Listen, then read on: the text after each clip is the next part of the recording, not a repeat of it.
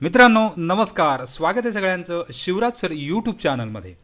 DVT Maharashtra भरती 772 पदं जी होती त्यांचा अंतिम टप्पा इथे आता आलेला आहे। तर ITI इन्स्ट्रक्टर म्हणजे टेक्निकल इन्स्ट्रक्टरची जी पदं होती तर त्याचा भरतीचा जो निकाल आहे CBT2 result is declared now आणि एलिजिबल लिस्ट जी आलेली आहे त्यामध्ये तुमचा नंबर आहे किंवा नाही हे डिटेलमध्ये बघणार आहोत।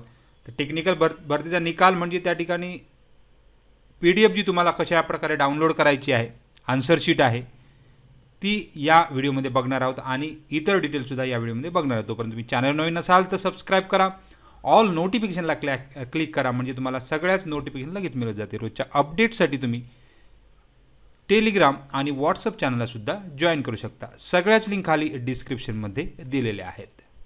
तर मित्रांनो CBT2 जी होती म्हणजे 772 DVT म्हणजे सेकंड ॲडव्हर्टाइजमेंट होती, त्याची 21 जानेवारी 2024ला परीक्षा झाली होती। ही CBT2 म्हणजे प्रॅक्टिकल एक्झाम जवळजवळ झालेली होती।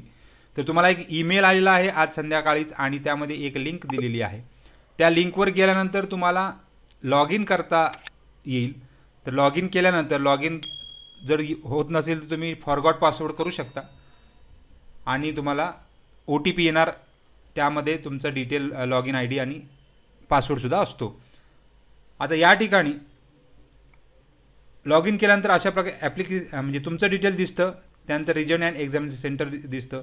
तर इथे तुम्हाला क्लिक करायचं आहे। इथे बाकी तुमची डिटेल दिसतेच आहे, तुमचा ईमेल ID, मोबाईल नंबर। इथे क्लिक केल्यानंतर पुढे जायचं आहे। तर पुढे तुम्हाला अशा प्रकारचे आय बटन दिसतं, ॲक्शन बटन। बाकी तुमची डिटेल दिसतेच आहे, तर ॲक्शन बटनवर क्लिक करा आणि क्लिक केल्यानंतर तुम्हाला 3 ऑप्शन परत दिसत आहेत, ॲडमिट कार्ड, पे स्लिप आणि कॅन्डिडेट रिस्पॉन्ड। तर या कॅन्डिडेट रिस्पॉन्डवर क्लिक करा तर इथे तुमची आन्सर शीट तुम्हाला मिळणार आहे। तर कॅन्डिडेट रिस्पॉन्सवर क्लिक केल्यानंतर अशा प्रकारे तुम्हाला आन्सर शीट तुम्ही डाउनलोड करू शकता। इथे क्लिक हिअर एक ऑप्शन आहे। आता यामध्ये कॅन्डिडेट रिस्पॉन्समध्ये इथे क्लिक हिअर जे ऑप्शन आहे त्यावर क्लिक करा। त्यावर क्लिक केल्यानंतर तुम्हाला अशा प्रकारचे answer sheet DVT instructor mains exam print म्हणून ऑप्शन आहे, त्या प्रिंटवर केल्यानंतर तुम्हाला PDF जनरेट होते, तुमचा फोटो दिसतो, त्याचबरोबर एक्झाम कधी होती, कोणता टायमिंग होता ते सुद्धा त्या ठिकाणी दिसते, तुम्ही कोणता सब्जेक्ट घेतला होता तर ते सुद्धा त्या ठिकाणी दिसत आहे। तर अशा प्रकारे तुमची आन्सर शीट इथे डाउनलोड केल्यानंतर ती तुम्हाला बघता येणार आहे। DVT instructor mains exam answer sheet. आता तुम्ही बघू शकता तुम्हाला मार्क्स किती पडलेले आहेत। तर इथे तुमचा नंबर असतो, रोल नंबर। हा रोल नंबरनुसार तुम्हाला मार्क्ससुद्धा रोल नंबर तुमचा आहे, तुमचं नाव आहे, तुम्ही कोणत्या ट्रेडला एलिजिबल आहे केलेलं होतं ते आहे, तुमचा फोटो आहे आणि अशा प्रकारे प्रश्नपत्रिकांची उत्तर आहे म्हणजे प्रश्नांची उत्तर आहे आणि आन्सर तुम्ही कोणते आन्सर दिलेलं आहे त्याचीसुद्धा इथे डिटेल असणार आहे। तर ही सगळी आन्सर जर तुम्ही मॅच होत असतील, आता समजा इथे 3 असेल, इथे 3 असेल, तुम्हाला दिलेला आन्सर, आता ह्या प्रश्नाचं उत्तर 3 आहे आणि तुम्ही दिला आन्सर 3 आहे तर या ठिकाणी हा प्रश्न तुमचा बरोबर आहे। असे तुम्ही कॅल्क्युलेशन करायचे तुमचे प्रश्न किती बरोबर झालेले आहेत म्हणजे तुम्हाला हा रिझल्ट दिसणार आहे। रिझल्ट दिसणार, त्याचबरोबर तुम्हाला लक्षात येणार की आपल्याला किती मार्क्स पडलेले आहेत। रिझल्ट दिसणार म्हणजे तुम्हाला किती मार्क्स टोटल पडले, टोटल समजल्यानंतर तुम्ही जर हाय मेरिट असेल तर तुमचा यामध्ये नंबर 100% लागण्याची शक्यता आहे। तर अशा प्रकारे एक अपडेट होतं। त्याचबरोबर DVT वेबसाईटला एलिजिबल कॅन्डिडेट लिस्ट टाकलेली आहे।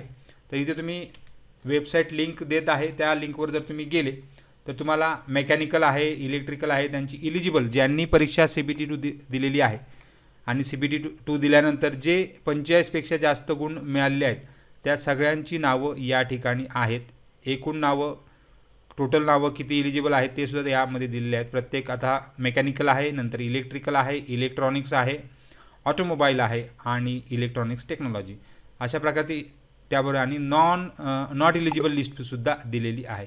इथे तुमचा नंबर कुठे असणार आहे सांगितला तर हा नंबर तुम्हाला वरती जो PDF आहे तुमच्या रिस्पॉन्स शीटमध्ये जो नंबर आहे तो तुमच्याकडे असणं आवश्यक आहे। त्यामुळे तुम्हाला पुढे आता समजा मेकॅनिकलमध्ये तुम्ही शोधत असाल तर मेकॅनिकल कंट्रोल F करून तुमचा नंबर त्या ठिकाणी शोधू शकता।